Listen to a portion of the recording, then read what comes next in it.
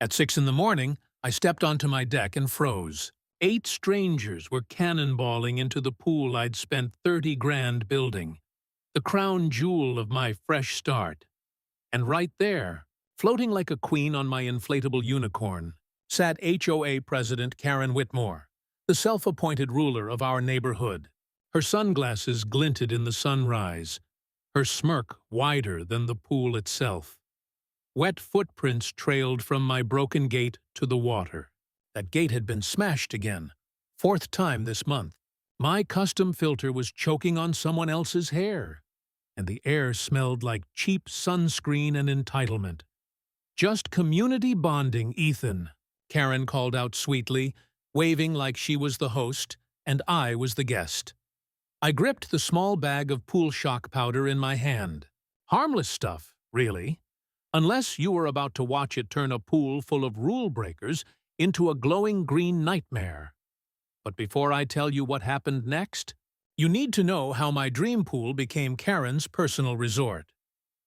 3 months earlier, I walked into my first HOA meeting thinking it'd be routine. Fresh off a brutal divorce, I'd bought this house 8 months ago in Pinehurst Estates, a neat Phoenix suburb where lawns were fake, smiles were faker, and everyone paid $285 a month to keep things perfect. I'd built the pool as my escape.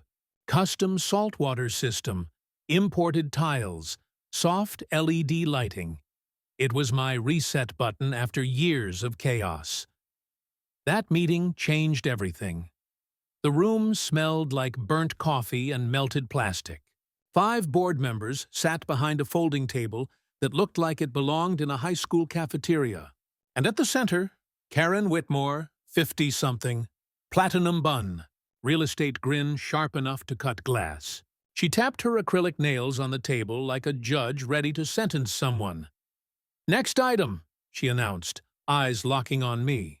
"Unauthorized pool installations and lighting violations." My blood went cold.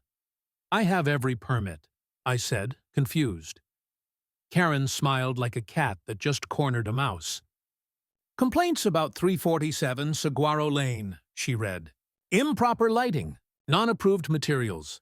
Fine, $1,500. I stood up. "Every other house has the same lights. Bought them at Home Depot." "Those homeowners followed procedure," she purred.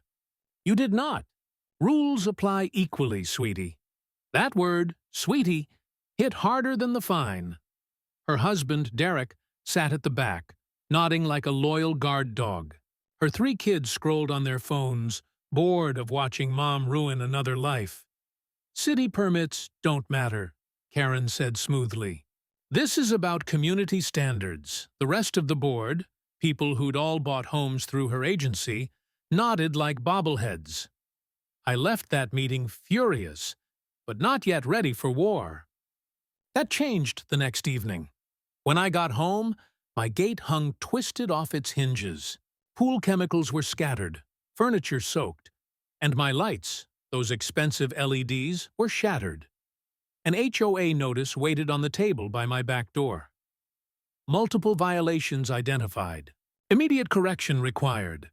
K. Whitmore, HOA President. And just 2 days later, it got worse. Karen's entire extended family, 15 people, moved into my backyard like they owned it. Kids cannonballed into the water. Adults grilled steaks on my deck. Karen floated past me on my unicorn raft, martini in hand. "Just ensuring community standards, Ethan," she said, laughing. "Can't assess pool safety without testing it thoroughly." That's when I realized it was never about rules or lights.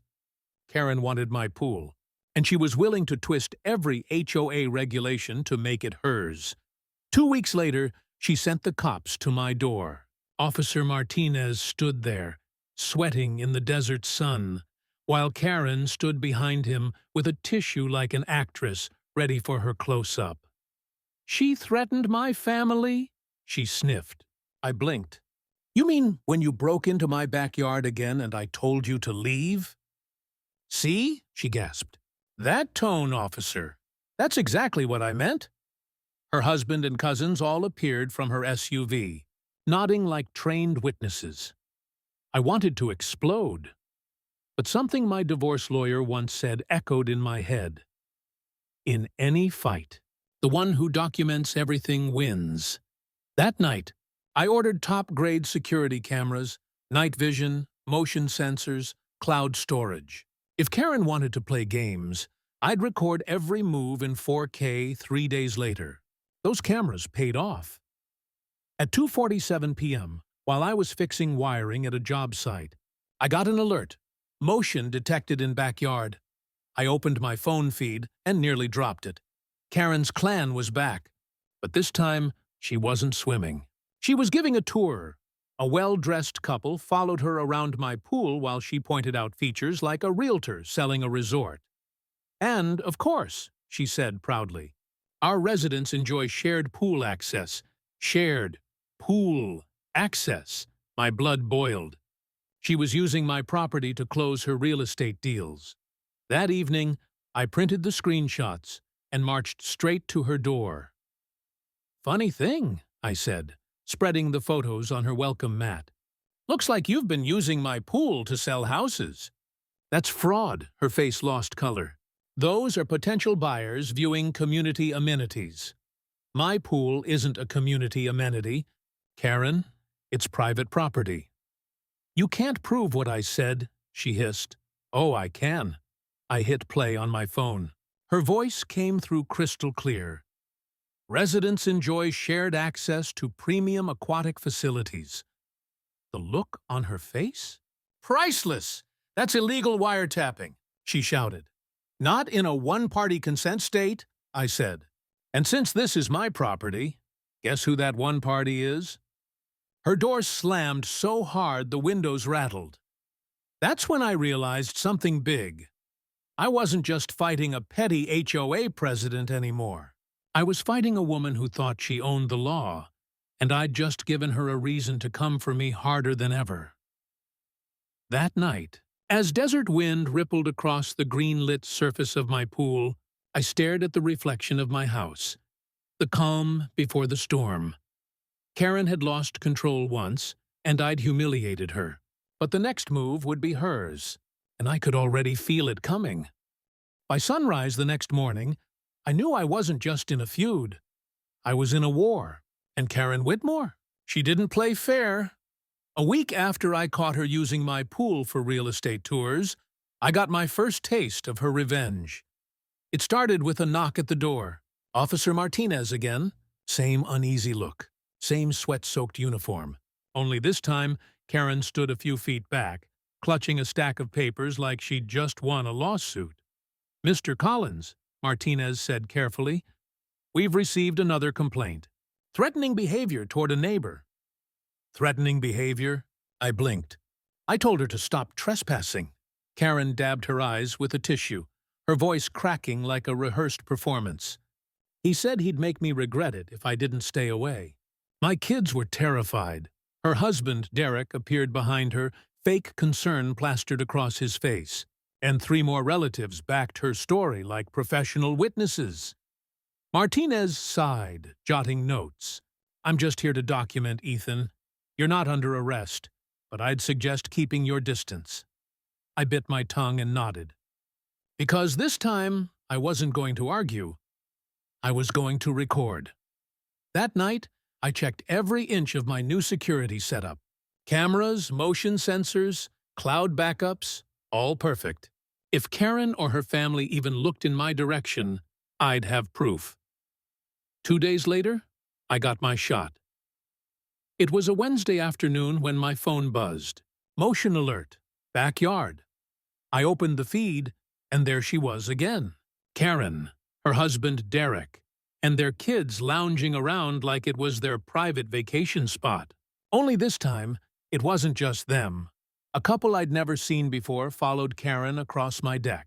She gestured proudly to my LED lights, my custom filter, my bar setup, selling the illusion that it all belonged to the neighborhood. And then I caught it. Her words, clear as day through the mic. Of course, residents enjoy full access to all premium aquatic facilities. My jaw dropped. This wasn't just trespassing anymore. This was commercial fraud. That night, I marched to her door, printed photos in hand. She opened it with that same smirk until I spread the evidence across her doormat. Selling access to my pool, huh? Pretty bold, even for you. Her mask cracked for just a second. You're imagining things, really? I said, pressing play on my phone. Her recorded voice filled the air. Residents enjoy shared access to premium aquatic facilities. Her face went pale. You can't record private conversations. Not private when they happen on my property, I shot back. Welcome to Arizona. One-party consent. She slammed the door, but I didn't care. For the first time, I felt like I had the upper hand. That feeling didn't last long. 1 week later, I was under the hood of my truck when my elderly neighbor Helen shuffled over with an envelope. Ethan, honey, she said, this came in your mail today. Looks official. It was from Phoenix Code Enforcement. Someone had filed a complaint about unpermitted electrical work and unsafe installations, and the name at the bottom of the report? You guessed it, Karen Whitmore. The inspection was scheduled for the next morning. If I failed, I'd be fined thousands and forced to shut down the pool. At exactly 9:01 a.m., an inspector showed up, clipboard in hand, and right behind him came Karen, smiling like the cat who'd swallowed the canary. Mrs. Whitmore reported some safety concerns, the inspector said. Karen added sweetly, just looking out for the neighborhood. Unlicensed work, she continued, can be such a fire hazard. Unlicensed? I said. I'm a certified electrician. Every inch of this was done by the book. I walked inside, grabbed my binder, and handed it to the inspector. Every permit, every approval, every inspection certificate neatly filed. He flipped through them, nodding. Everything's perfect, Mr. Collins. Code compliant. All permits pulled. Then he turned to Karen. Ma'am, unless you're a licensed electrician, you're not qualified to make these assessments. Karen's fake smile cracked. I just thought filing false reports wastes city resources, he interrupted. Could lead to penalties. By the time he left, she looked ready to explode. This isn't over, she hissed. I know people, Ethan. People who can make your life very uncomfortable. Great, I said calmly, pulling out my phone. Because this whole conversation is being recorded. She stormed off, and for a moment, I thought that might finally end it. But Karen wasn't just angry. She was strategic. That afternoon, her husband Derek showed up in his insurance adjuster uniform, clipboard in hand. Ethan, I need to inspect your pool area for liability issues, he said casually. Insurance inspection? I frowned. I didn't file a claim. Neighbor complaint triggered it, he replied. Standard procedure. He walked around snapping photos, measuring things, muttering about policy violations. The sound of his boots on my deck made my skin crawl. Then I noticed the logo on his shirt. Pinnacle Risk Management. Not my insurance company. I stepped closer. Derek, you don't work for my carrier. You've got no right to be here. He froze mid-photo. Must have been a mix-up, he mumbled, backing toward his truck. But just as he drove off, my phone buzzed. Email from my real insurance company. Subject line, policy review required. Neighbor complaint filed. She'd played me. Derek's inspection was a distraction while she filed a real report. Now, my insurer thought my pool was a neighborhood hazard, and they doubled my premiums overnight. I was furious. But fury wasn't enough. I needed a counterattack. That night, I went to Helen, the 73-year-old paralegal who'd seen it all. She listened, sipping her tea, her eyes sharp as ever. Ethan, she said finally, have you ever actually read your HOA covenant? Not in detail, I admitted. She grinned. Then tonight's the night. By midnight, her dining table was covered in legal papers and sticky notes. After hours of digging, she found it, a paragraph buried deep in the original HOA agreement. Section 4.3. Any homeowner may voluntarily designate private amenities as community accessible in exchange for shared maintenance and liability coverage. My jaw dropped. So I could make them responsible for the pool? Helen smiled. Exactly. You give the HOA what Karen's been pretending to have. But you do it legally. I laughed. She's been treating it like a community pool anyway. Let's make it official. The next morning, I filed the paperwork. By afternoon, a new sign hung on my fence. Community pool. All residents welcome. Karen showed up within the hour, heels clicking like gunfire. What the hell do you think you're doing? She shrieked. Just following HOA rules, I said casually. Section 4.3, Community Accessible Property. You can't. This will destroy property values. Oh, I think it'll raise them. You said yourself, community amenities boost value? Her mouth opened, then shut. She had no comeback. By the weekend, word had spread. Families I'd never met were swimming in what used to be my private pool. Kids laughed, parents grilled, and Karen's face twisted with fury as her exclusive getaway became everyone's splash zone. She called it neighborhood chaos. I called it justice. But Helen warned me. Karen's pride is bleeding, she said quietly. People like her don't lose gracefully. 2 nights later, my phone rang at 2 a.m. It was Helen, her voice urgent. Ethan, get over here. I found something big. Her dining room looked like a detective's office. Papers everywhere, laptop glowing, coffee cups scattered. She pointed to a document on the screen. Karen's been embezzling HOA funds for years, paying fake companies for maintenance on facilities that don't even exist. One name stood out. Desert Oasis Pool Services, Derek's company. $47,000 paid for pool maintenance, Helen said. Except, there's no community pool. My stomach turned, and that was just the beginning. Fake landscaping invoices, safety upgrades that were never installed, emergency roof repairs on a building that never needed them, all funneling money into the Whitmore's pockets. Total? I asked, already dreading it. $93,000, Helen said grimly, and counting. I stared at the papers, rage simmering beneath my calm voice. They used my pool to cover their next scam. Exactly, Helen said. But now we have proof, and timing will be everything. That night, we made a plan. Expose her. Publicly. Because if there's one thing a control freak like Karen fears more than losing money, it's losing her reputation.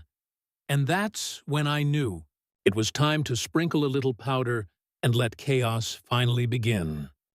The desert air felt heavier than usual that week, like the whole neighborhood was holding its breath. Helen and I had spent 3 nights building the kind of case that could bury Karen Whitmore for good. But we both knew, when a control freak feels power slipping away, that's when they turn dangerous. Monday morning, I found my pool pump destroyed. The housing cracked open, wires cut clean. Not vandalism, sabotage. And my cameras? Dead. They'd been hit with paintballs, each lens splattered with orange streaks. Someone knew exactly where they were. Karen called a few minutes later, her voice sugary sweet. Oh, Ethan, I heard about your pool pump. Such a shame. Derek says he can fix it for you. Emergency rates, of course. I gritted my teeth. I'll handle it myself. Are you sure? She purred. Looks expensive. For someone on a tradesman's budget. That did it. I hung up and dialed Officer Martinez. He showed up 20 minutes later, jaw tight as he watched the footage from my one surviving camera. Derek. Middle of the night, crowbar in hand. This is enough for vandalism and trespassing, Martinez said, but his lawyer will spin it as emergency inspection. Keep documenting. Guys like this always hang themselves eventually. He was right. The very next day, I caught Derek again, this time in broad daylight, taking photos of the damage he'd caused. Clipboard, measuring tape, official forms from Pinnacle Risk Management. His own company. That's when it hit me. He wasn't just covering his tracks. He was filing a fake insurance claim. The photos showed every wire he'd cut, every part he'd broken, and his own signature at the bottom of the paperwork tied it all together. Insurance fraud, clear as day. I saved every frame, every timestamp. But the Whitmores weren't done. Thursday morning, a woman in a county health uniform showed up at my door. "Mr. Collins, we've received reports of chemical contamination from your pool. I need to inspect the property." Her ID looked legit, but something was off. Her uniform was slightly wrong. Her badge misspelled department. And she kept glancing nervously toward Karen's house. I excused myself, called the county office. No inspection scheduled. No employee by that name. When I came back out, she was already walking briskly to her car. And my camera caught everything. Her face, her plate number, the whole fake act. Karen had sent an imposter to collect evidence. That wasn't HOA drama anymore. That was felony-level crazy. That night, Helen and I sat surrounded by evidence. Photos, emails, screenshots, invoices, audio clips. "They're panicking," she said. "Destroying evidence, committing new crimes to hide old ones." "Then we hit them where it hurts," I replied. In front of everyone. The annual HOA meeting was scheduled for the next night. Attendance mandatory, news media invited. It would be Karen's stage, and her downfall. Friday morning, chaos struck again. At 5:47 a.m., my phone exploded with motion alerts. Glass shattering, sensors going offline one by one. By the time I ran outside, my backyard looked like a war zone. Motor oil floated on my pool. The deck was spray-painted in red letters. Community hazard. And every single camera lens was blinded with neon paint. I called Helen. She was trembling. "They broke into Linda's house," she whispered. "Stole her laptop. All the financial records, gone." My stomach dropped. Without Linda's accounting, we had no solid financial proof left. "Then we improvise," I said. "We've still got the recordings, the fraud, the fake inspections." "And Robert," Helen reminded me. "He's not just covering the meeting. He's been investigating Karen on his own for months." For the first time in weeks, I smiled. Then, tomorrow night, we light the match. When the meeting started, the community center was packed.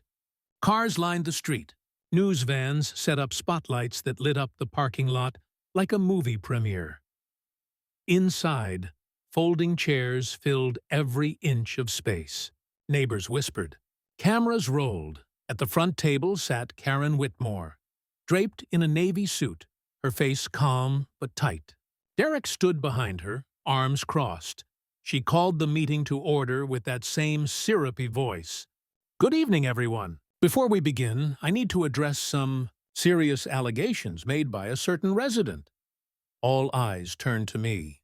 Karen gestured toward me dramatically. "This individual has been harassing my family, spreading false rumors, and endangering our community. A restraining order has already been filed." Gasps rippled through the room. She held up a packet of papers like a courtroom exhibit. This is what happens when one person's bitterness poisons an entire neighborhood. I stayed silent, letting her dig the hole deeper. "And now," she continued, "I ask you all to stand together, against bullying, against falsehood, and for the good of our community." That's when a voice from the back spoke up. "Mrs. Whitmore," said a calm, professional tone, "care to comment on the $93,000 in unauthorized HOA payments made to companies owned by you and your husband?" Every head turned. Robert Kim, Channel 12 investigative reporter, stepped forward with a microphone and folder in hand. Karen froze. I don't know what you're talking about. These, Robert said, opening the folder, are your HOA's financial records. Desert Oasis Pool Services. Whitmore Design Solutions. Repeated invoices for maintenance that never occurred. Murmurs exploded into full-blown outrage. Karen's face drained of color. Derek stepped forward, shouting, "This is harassment! You have no proof." Helen stood up in the middle of the crowd, holding up a flash drive that glinted in the camera lights. "Actually, we do," she said firmly. "Invoices, emails, and even footage of Derek vandalizing Ethan's property." Gasps echoed through the hall. Karen turned toward me, fury twisting her face. "You set me up. You think anyone will believe you after the restraining order?" That's when Officer Martinez entered from the back, flanked by 2 uniformed cops. "Actually," he said, "they already do." He walked straight to Karen's table. "Karen Whitmore, you're under arrest for embezzlement, fraud, and filing false police reports." The crowd erupted. Camera flashes burst like fireworks as Derek tried to run for the exit, only to be tackled by another officer waiting outside. Karen screamed as handcuffs clicked around her wrists. The HOA board sat frozen, realizing their queen had fallen. And that's when I reached into my bag, pulled out the small pouch of pool shock powder, and tossed it into a nearby water bottle. The liquid glowed neon green under the fluorescent lights. Cameras zoomed in instantly. I lifted it and said quietly into the nearest mic, "Sometimes you have to add a little color to make people see the truth." The room erupted into applause. 6 months later, the neighborhood looked brand new. Karen was serving 3 years for fraud and restitution. Over $120,000 recovered. Derek lost his license permanently and faced federal charges for insurance fraud. And that money? It built something good. A brand new community center pool, fully funded by their restitution. Helen became HOA president.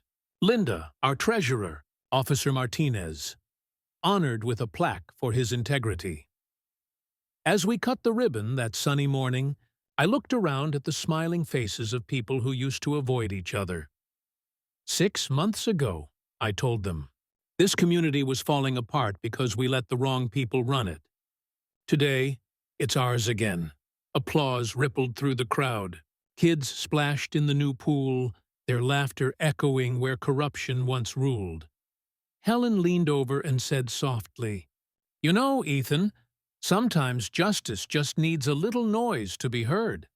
I smiled, watching sunlight dance on clean water. The war was over, and the peace? It was louder than the chaos ever was.